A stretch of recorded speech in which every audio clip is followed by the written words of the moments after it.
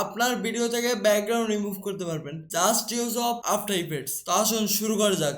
FMS Mentor, teaching us to create. From video editing to graphic design, he's great. Photoshop, Illustrator, he's got it all. আসসালামু আলাইকুম, welcome to এফএমএক্স mentor. আমি ফাহাদ। আর আজকে after effects এর দারুণ একটি class. আর আজকে ক্লাসে দেখবো কিভাবে আপনার ভিডিও থেকে ব্যাকগ্রাউন্ড রিমুভ করতে পারবেন। অনেক সময় দেখা যায় আপনার সাবজেক্টের পিছনে কোনো একটা অন্য ব্যাকগ্রাউন্ড লাগাতে চান, অথবা আপনার সাবজেক্টের পিছনে টেক্সট বসাতে চান। তো সেই ক্ষেত্রে কিন্তু আপনার ব্যাকগ্রাউন্ড রিমুভ করা তো দরকার। আজকে ভিডিওটা দেখলে আপনি পুরো শিখে যাবেন কিভাবে একটা ভিডিও থেকে ব্যাকগ্রাউন্ড রিমুভ করতে হয়। তো আসুন আমার স্ক্রিনে দেখুন। তো চলে আসলাম আমি আফটার ইফেক্টস এ। এখানে প্রথমে আগে একটা ভিডিও ইনপুট করবো, জাস্ট এখানে ডাবল ক্লিক করলাম, তারপর জাস্ট এখান থেকে আমি একটা ভিডিও ইনপুট করে নিব। জাস্ট এখান থেকে প্রথমে আগে একটা ভিডিও ইনপুট করে নিচ্ছি। ইনপুট করার পর এখানে নিউ একটা কম্পোজিশন প্রথমে বানাতে হবে। কম্পোজিশন চাইলে কিন্তু আপনি এই বাটন দিয়ে বানাতে পারেন, এখানে যে নিউ কম্পোজিশন আছে এখানে বানাতে পারেন, অথবা আপনার যে ভিডিওটা আছে ভিডিওটা র্যাক করে এখানে যে কম্পোজিশন বাটনটা রয়েছে ওখানে এখানে ড্রপ করে দিলে কিন্তু এখানে একটা ভিডিও লেন্থ অনুযায়ী কিন্তু একটা কম্পোজিশন তৈরি হয়ে যাবে। রাইট, এখন কি করবো, আমরা এই ভিডিও থেকে ব্যাকগ্রাউন্ডটা রিমুভ করবো।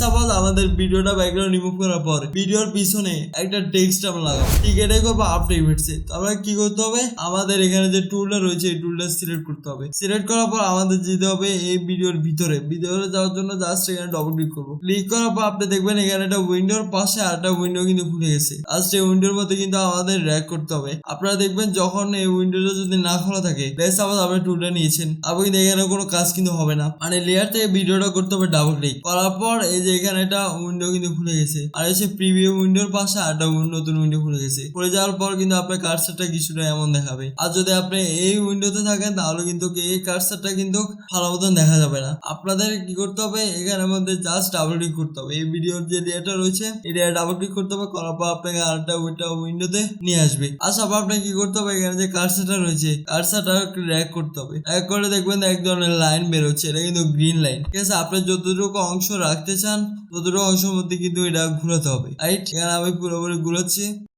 ওকে, আবার দেখবেন এটা সিলেকশন হয়ে গেছে। আপনি যতটুকু অংশ রাখতে চান ততটুকু অংশের মধ্যে এই মাউস দিয়ে র্যাক করে ঘুরাতে হবে। তাহলে আফটার ইফেক্টস নিচ থেকে একটা সিলেকশন বানিয়ে দিবে, যে সিলেকশনের মধ্যে যতটুকু জায়গা রয়েছে ততটুকু জায়গা থাকবে, আর বাকি কিছু ডিলিট হয়ে যাবে, আর ট্রান্সপারেন্ট হয়ে যাবে। আমরা যদি এই উইন্ডো ছেড়ে যদি আমরা এই উইন্ডোতে আসি, আসার পর দেখবেন আমাদের ব্যাকগ্রাউন্ডটা ট্রান্সপারেন্ট হয়ে গেছে। কিন্তু এখানে ছোট্ট একটা সমস্যা আছে। আপনি এখানে খেয়াল করে দেখবেন এখানে কিন্তু আমার প্রপার্টি কার্ডটা আসেনি। আমার কি করতে হবে, আবার পাশে উইন্ডোতে যেতে হবে। উইন্ডোতে যাওয়ার পর এখানে প্রথমে করবো জুম করার পর এখানে যে সিলেকশনটা বাদ পড়েছে সেটাকে আবার র্যাক করে সিলেকশনের মধ্যে নিয়ে আসবো। মানে হচ্ছে আপনি যখন মাউসটা র্যাক করবেন, র্যাক করলে যদি দেখেন সবুজ দাগ আসছে বা কার্সারটা সবুজ দেখাচ্ছে, মানে হচ্ছে সিলেকশনটা প্লাস হচ্ছে। আর যদি রেড দেখায় তাহলে সিলেকশনটা মাইনাস হচ্ছে। আর আমি প্রপারলি আমার সাবজেক্টটা সিলেকশন করে নিব। আর যেসব অংশ আপনার চাই না জাস্ট আপনি অল চেপে ধরবেন, অল চেপে ধরলে কিন্তু দেখবেন আপনার মাউসটা রেড হয়ে গেছে। আবার কি করতে হবে, আপনার শুধু যে অংশটুকু চাই না সেই অংশটুকুর মধ্যে চালাতে হবে, তাহলে দেখবেন যে সিলেকশনটা রিমুভ হয়ে যাচ্ছে। মানে হচ্ছে যেসব অংশ আপনার চাই না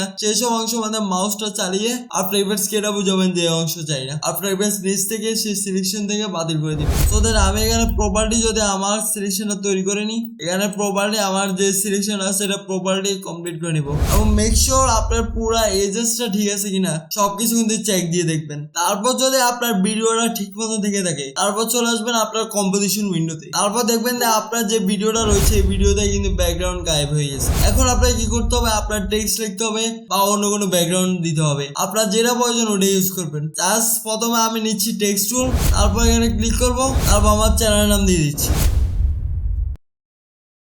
জাস্ট আমি এখানে রেখেছি এফএমএক্স মেন্টর। এবার এই টেক্সটটাকে আপনার নিজের মতো কাস্টমাইজ করে নেবেন। কাস্টমাইজ করার পর যে ভিডিও লেয়ারটা রয়েছে সেই ভিডিও লেয়ারের নিচে নিয়ে আসবেন আপনার টেক্সট লেয়ারটা। তারপর দেখবেন যে আপনার সাবজেক্টের পিছনে এই টেক্সটটা চলে গেছে।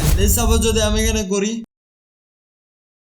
আপনারা এখানে দেখতে পাচ্ছেন যে প্রপারলি আমার সাবজেক্টের পিছনে সেই ব্যাকগ্রাউন্ডটাও চলে আসছে। এবার চাইলে কিন্তু আপনি ব্যাকগ্রাউন্ড ইউজ করতে পারেন। আপনার যে কোনো ব্যাকগ্রাউন্ড যদি থেকে থাকে সেগুলো নিয়ে আসবেন আপনার কম্পোজিশনে। কম্পোজিশন আনার পর যে ভিডিও লেয়ারটা রয়েছে তার নিচে আপনার ব্যাকগ্রাউন্ড লেয়ারটা রাখবেন। আবার দেখবেন যে আপনার সাবজেক্টের পিছনে সেই ব্যাকগ্রাউন্ডও চলতেছে। ঠিক এরকম ভাবে আপনি কিন্তু অনেক মজা মজা ভিডিও বানাতে পারেন। আজকের জন্য এ পর্যন্ত, দেখা হবে পরবর্তী কোনো ভিডিওতে। টাটা।